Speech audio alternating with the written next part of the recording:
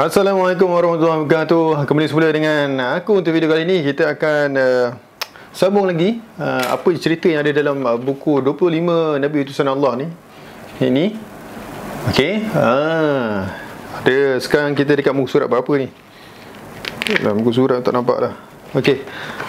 Kalau sebelum ni kita bercerita berkenaan dengan Nabi Idris. Nabi Adam, Nabi Idris, Nabi Nuh. Okey, sekarang ni kita nak masuk chapter yang terbaru, iaitu berkenaan dengan Nabi Hud. Tapi sebelum itu, seperti mana yang korang semua tahu, selalunya kan press conference daripada Kementerian Kesihatan kan lebih kurang dalam pukul 5 macam tu kan setiap hari. Jadi untuk hari ini kita ada pertambahan kes positif yang baru sebanyak 140 kes yang positif. Walaupun angka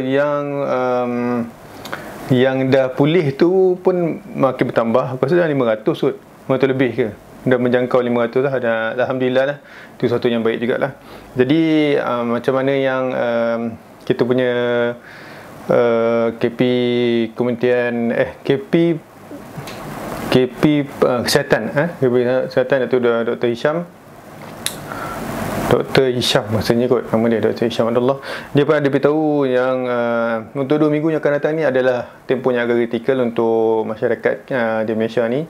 Dia bergantung kepada kita punya kita punya apa nak boleh cakap kan, sebagai kita punya tingkah laku lah terhadap apa yang kerajaan cuba buat sekarang ni. Jadi dalam tempoh yang 2 minggu akan datang ni, bermula esok sehingga 14 bulan 4 adalah jangka masa yang kritikal dan perlu setiap rakyat perlu mematuhi lah sepanjang apa yang perlu dipatuhi sepanjang PKP ni. Jadi insyaAllah kita akan rasanya tak perlulah sampai ke Ramadan jadi rasa macam lain pula bila Ramadan kita tak dapat nak tarawih bersama-sama.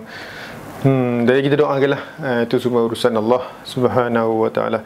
Okey, kita teruskan lagi dengan tajuk ini, iaitu Nabi Hud alaihissalam dan angin taufan 8 hari 7 malam. Okey, Nabi Hud ni jadi mujizat dia. Mujizat ni antaranya adalah Nabi Hud dan pengikutnya yang beriman telah mendapat perlindungan Allah dari bencana angin taufan tadi. Bayangkan 8 hari 7 malam taufan ni. Okey, jom kita tengok dia punya ni kasan Nabi cerita ni. Okey, nama lengkap Nabi Hud adalah Hud bin Abdullah bin Ribah bin Khulud bin Ad bin Aus bin Arim bin Sam bin Nuh. Jadi dia daripada susu galuh ataupun macam mana? Dekat mana? Susu galuh Nabi Nuh lah. Okey, Nabi Hud ni kemudiannya berkahwin dengan seorang wanita yang bernama Melka binti Maida bin Cepet ataupun dalam Yafas, nama lainnya lah. Okay, Nabi Hud alaihissalam dia memulakan dakwahnya di tengah-tengah golongan kaum Ad yang tidak mengenal Allah. Jadi Nabi Hud ni diturunkan kepada kaum Ad. Okay, bagi dia berdakwah kepada kaumnya agar menyembah Allah Subhanahu wa taala. Ini ada dalam surah Hud ayat 50 hingga 60. Dia terangkan benda ni lah.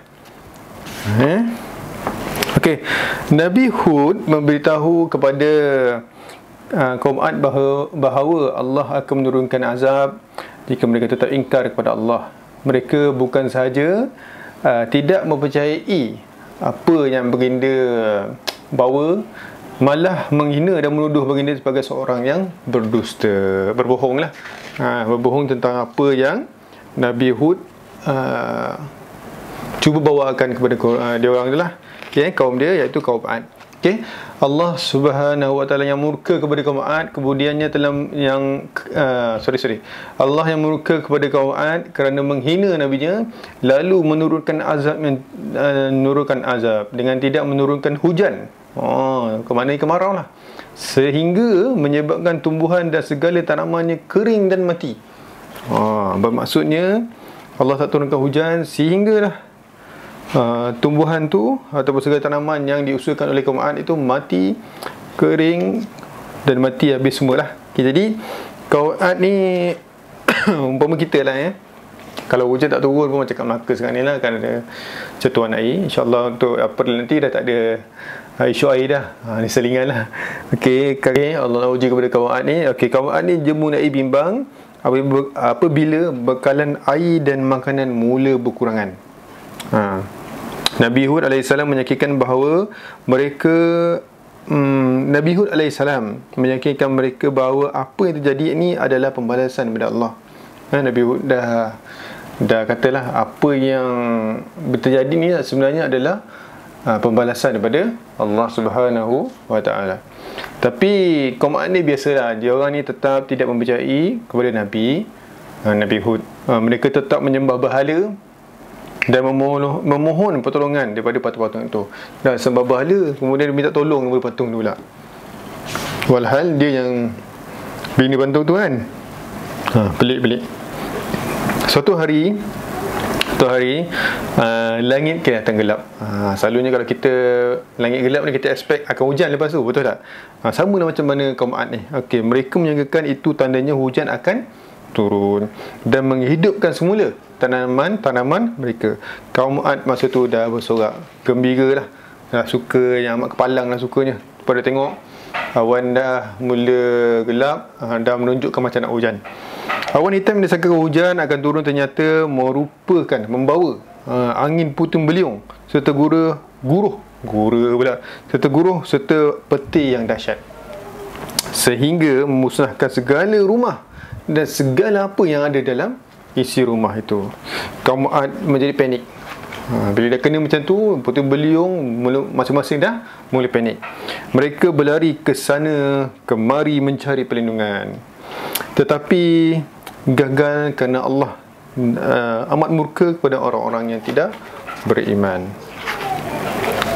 Baik, itu secara ringkasannya berkenaan dengan Nabi Hud. Okay, pengajaran yang kita boleh dapat daripada Nabi Hud ni adalah hanya iman dan takwa boleh menyelamatkan manusia di dunia dan di akhirat.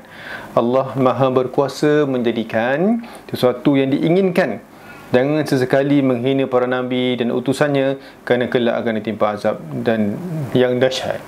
Okey, seperti mana kita tengok kan, kalau dulu-dulu sebelum turunnya Nabi Muhammad, kaum-kaum dia lawan dia ataupun ingkar saja dia punya utusan ataupun nabi ataupun rasul yang turun kepadanya, confirm memang kena azab lah. Macam-macam benda lah kena kan, kena azab lah, kena macam-macam lah, merasalah, mendapat lah kiranya kan. Tapi berbeza pula dengan apa yang berlaku sekarang ni. Betul, orang tak takut. Bila hina Nabi terang-terangan pun orang tak ada masalah. Jadi bukanlah diorang ni terlepas dari azab, tapi diorang sebenarnya azab itu ditangguhkan. Kita mana tahu ini Nabi ni benda yang berat tau. Ini Nabi ni bukan hina Nabi je berat, hina kaum kerabat dia pun dah jadi berat. Ini kan hina sendiri tubuh Nabi tu. Wallahu a'lam. Ya Allah, ya Tuhanku, kita mohonlah segala azab ataupun segala ujian yang diturunkan ke atas kita pada hari ini, semoga Allah angkat kita dan Allah pandang kita lah. Nak kata banyak amalan tu tak mungkin kan, tak boleh nak tempah jalan ke syurga tu, tak tahu lagi. Bunyi-bunyi macam ustaz sikit kan.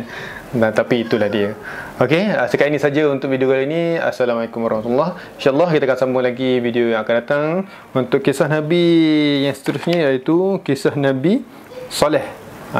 Kisah Nabi Saleh dan unta betina. Alright. Okay, assalamualaikum warahmatullahi wabarakatuh.